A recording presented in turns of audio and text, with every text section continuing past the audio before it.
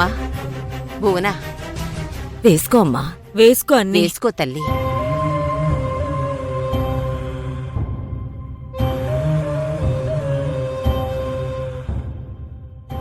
చాలా తల్లి. నమస్తే మేడం. ఏంటండి ఇలా వచ్చారు? మేడం, మీ ఫ్యామిలీకి జరిగిన నష్టం గురించి తెలుసుకున్నాను. మేమంతా చాలా బాధపడ్డాం మేడం.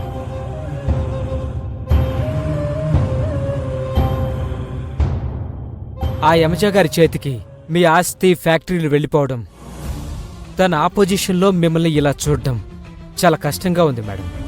మా రాత అలా రాసుంటే ఎవరు మాత్రం ఏం చేయగలరు మేనేజర్ గారు? మేడం, రాతంటున్నారు కాబట్టి ఒక మాట మీతో చెప్పాలనుకుంటున్నాను. మీ రాత చాలా గొప్పది మేడం. ఆస్తి, అధికారం, హోదా అన్నీ మీ చేజారిపోయినా వజ్రం లాంటి గొప్ప కోడల్ని మీరు సంపాదించుకున్నారు మేడం. ఏమంటున్నారు? అవును మేడం. ఈరోజు ఆఫీస్లో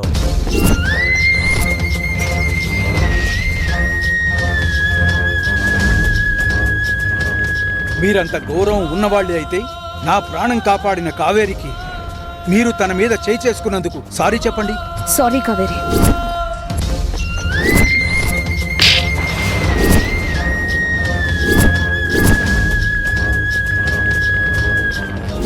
నేను తెగించిన అనుకో, అమ్మ మీద నువ్వు ఏ కేసు పెట్టినావో అదే కేసుని నిన్ను తెగ నరికి నిజం చేస్తా. అది మేడం జరిగింది. అది కావేరి మేడం అంటే. అడ్డదారిలో ఆఫీసులో అందరికీ బాస్ అయిన ఆ యమజా చేత ఆఫీస్ సర్వెంట్గా ఉండి కూడా తనకి సారీ చెప్పించుకోగలిగారంటే అది మామూలు విషయం కాదు. అంతేకాదు, ఆ చిత్రచెంప చెళ్ళుమనిపించగానే ఆ యమజ కళ్ళలో భయం నాకు కనిపించింది మేడం.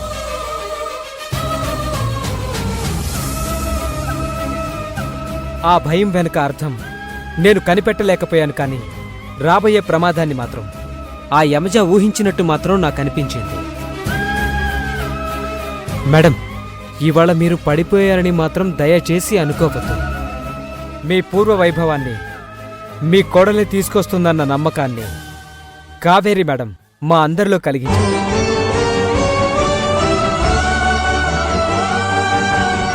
ఇన్నాళ్ళు మీ నీళ్ళలో బతికిన మేమంతా కోరుకునేది మీరు బాగుండాలని.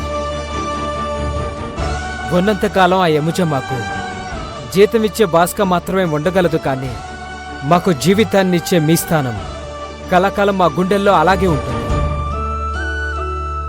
ఆ స్థానం ఇప్పుడు మేమంతా కావేరి మేడంకిచ్చాం. రేపు మాకు జీతాలిచ్చే స్థాయి కూడా కావేరి మేడం వస్తుందని మేము నమ్ముతున్నాం మేడం.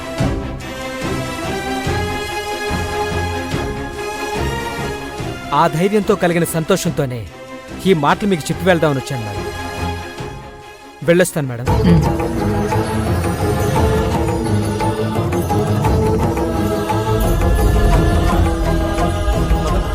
చూసావా బోనా, మేనేజర్ ఏమన్నాడో?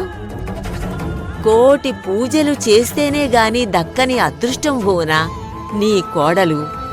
ఏదో జరిగిపోతుందని ఎందుకమ్మా నువ్వు దిగులు పడిపోతున్నావు?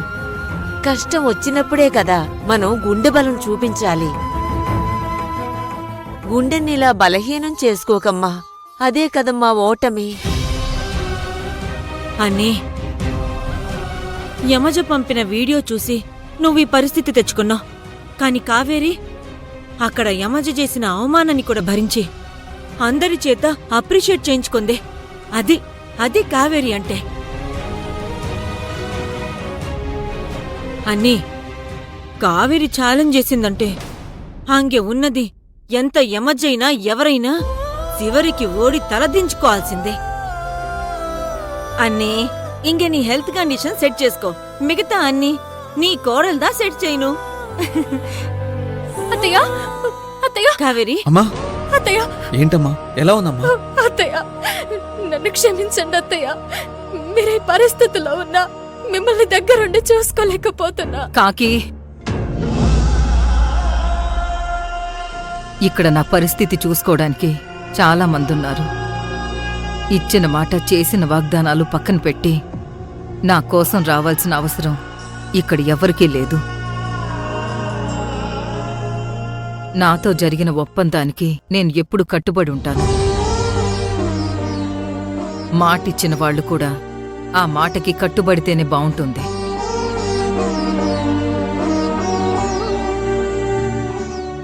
ఇంకా చూస్తావే, వెళ్ళమని చెప్పు కాకి.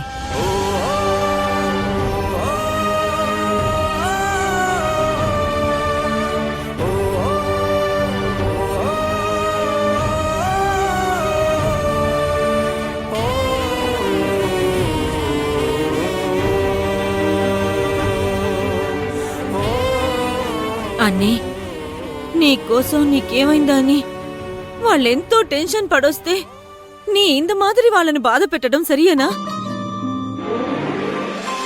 అన్నీ నీ మౌనం వెనుక కారణం నాకు అర్థందా అవుతుంది. వాళ్ళు నీకోసం ఆలోచిస్తే చేరాల్సిన లక్ష్యానికి ఎక్కడ దూరం అవుతారనే కదా. ఎనకు పురించుదాన్ని పురింజు, నాకు అర్థం అయిపోనాది. నువ్వు దేవత. అయినో అన్ని అయినో, నువ్వు దేవతవి, దేవతవి, దేవతవి, దేవతవి. అవును కాకి, అవును. నా కోడలు చేరుకునే లక్ష్యానికి నేనడ్డుగా మారలేను. కావేరి యమజకు బుద్ధి చెప్పే వరకు కలిసున్నా మా మధ్య ఈ అజ్ఞాతం తప్పదు.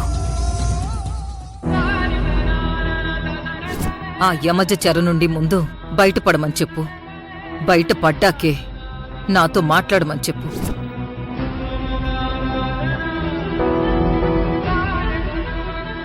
కావేరి పుణ్ణు,